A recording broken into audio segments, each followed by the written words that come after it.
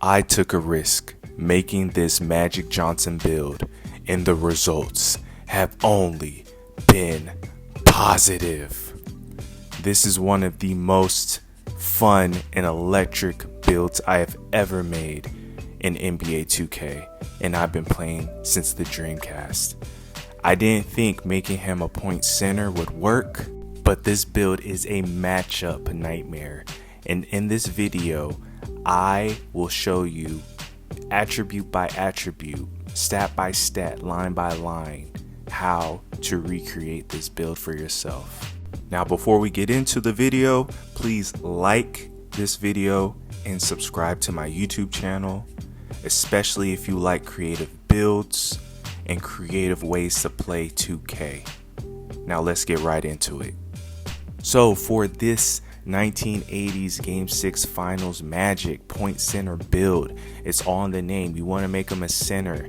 For the height, you make him 6'9". The weight, I did 232. You can do less or you can do more, but it didn't really make sense for me to do any more or less. So I settled for 232, and also Magic Johnson's number is 32. So, you know, what a coincidence. I did wingspan 7'3". That I maxed out the wingspan. You can do shorter for a more 3-point shot, but Magic wasn't known for shooting threes. So that's why I felt comfortable maxing it out. On to finishing, I did 84 close shot for Silver Paint Prodigy. With cap breakers, you could get up to a 92. Driving layup, I got to a 90. I think that's perfect, as you just saw that green window for that layup. It was huge. Highly recommend. I did 75 dunk, so I could get like the Devin Booker dunk style. I think that's about right. I think 85 and up gives you like more consistent dunks, but you know, Magic Johnson wasn't known for dunking. He was known for layups just like that. It was perfect. So on to standing dunk 45. I wish it was higher, but that at least gets me all like kind of like, you know, the normal standing dunks, kind of like that. So yeah, that's the lowest I wanted to go.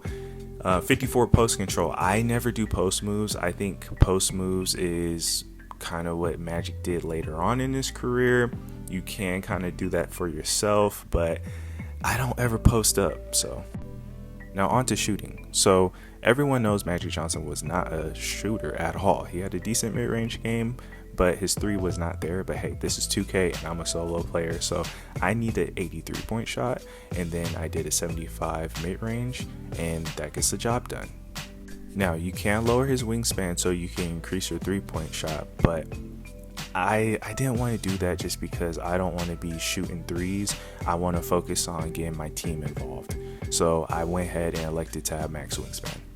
Now on to playmaking, the most important category for this particular build. I did a 94 pass accuracy because, you know, I can make passes like that, and then I'll eventually get all my passing badges onto legend.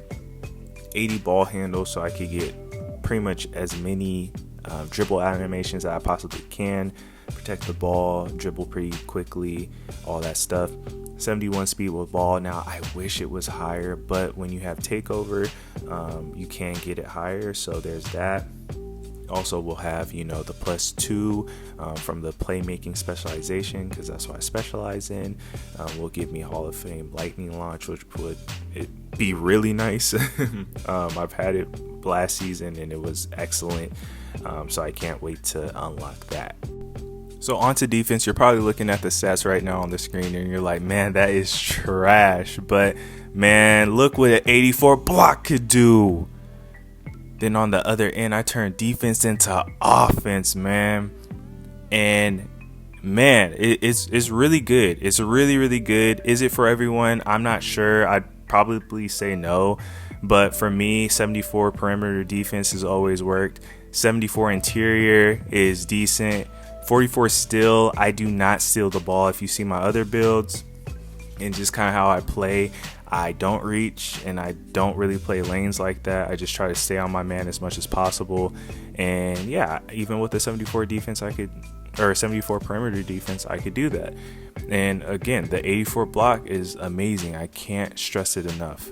So earlier in the video, I know that I said that playmaking was probably the most important stat for this build, but really as an undersized big, being able to rebound is the most important stat.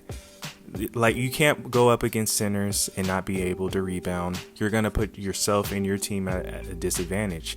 So with this build, I did 80 offensive rebound.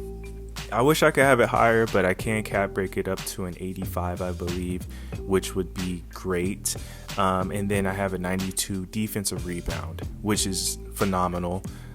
But the best part about being 6'9", 232 with a max wingspan is that I'm able to get a 96 defensive rebound, which will allow me to get Hall of Fame rebound chaser. And now at that point, I could just +1 it up to legend.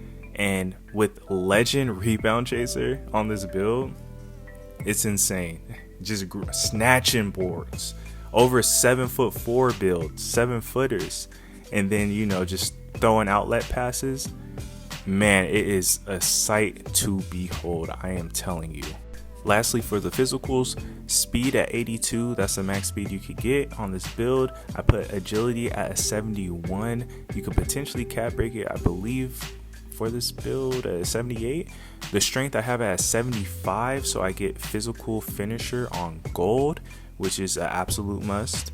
And then vertical at 80. I wish I could add it at 83, but you know, I could always cap break it to an 83, no problem. So real quick for the cap breakers, this is what I would highly recommend you to cap break if you were to make this exact build. You're going to need at minimum 9 or 10 cap breakers. Anything more than that is just a huge bonus, but you're gonna want to put 5 to pass accuracy. If you do the build specialization, that'll save you 2 cap breakers right there. Then you just need that extra 3, boom, right there, 99 pass. Highly recommend going defensive rebound +4, so you get the Hall of Fame rebound chaser. So again, like, really just 10 cap breakers total, and you're good. If you want to, you know, get steal, you could, you know, get up to 70 steal. You could get up to 88 block +3 for the vertical, gives you Hall of Fame pogo stick. Just stuff like that. You could definitely get I think a 92 close shot with 5 cap breakers for this. There's a lot that you could do, which is great. Now, if you made it this far into the video, please like the video, comment on the video, subscribe. All that stuff really motivates me and keeps me going. But if you made it this far, I just want to talk about the things that I would possibly look out for or change about this build. So this is kind of just like bonus material, me rambling. I think the main thing with this build that you'll have to look out for is if you're playing 5s, you're kind of at a huge disadvantage if you're going up against like a 7'4". Like that's a lot of inches. I'm not gonna say pause, resume. So that's a lot of inches that that they have on you. And I think the main thing is just like you gotta box out. You gotta position yourself well. You need to like stick out in other facets of the game, because if you don't, then you're going to, you know, just kind of put yourself and your team at a disadvantage. So that's one of the things. Next thing is, this build is absolutely phenomenal if you're playing with friends or you have a squad. Playing solo, and I'm gonna have to make a separate video on this, but like my solo days are like coming to an end. Even with this build, having so much fun and being able to pull off the things I'm able to pull off, playing solo, like, this build isn't like the end all be all. Yes, it's fun, and it is like a satisfying challenge to take on when you're 6'9" and you're going up against a 7-footer, and in the rec or even in the theater and stuff like that, and showing out, rebounding over them, being faster than them, smarter than them. All that stuff is great, but when it's not, it is not. And like, man, I can't stress it enough. Like, you just have to think of stuff like that. But, you know, I've always been solo. I've never had a consistent team. So if you do have a consistent team and you could play the point as this, you're like the point center, like for real. You know, kind of like a Laker fan, how he runs his builds, then this build is phenomenal. Like, and when I'm able to play with my friend, I am able to do that, or my friends, I'm able to do that, but they're not on all the time. I don't really have a consistent squad, so it's really just like solo for me. But thank you again for making it to the end of this video. I really appreciate it. I can't stress it enough. This build is still a ton of fun to play with. What I would recommend, and hopefully what this video kind of starts, is a trend of people making builds with pass. I don't care if you make a Magic Johnson build or not, but if you're gonna put pass on your build, please use it. And yeah, that's pretty much everything I gotta say. Until the next time, this is Jimmy Slam Jam here, and I'll see you on the next one. Peace.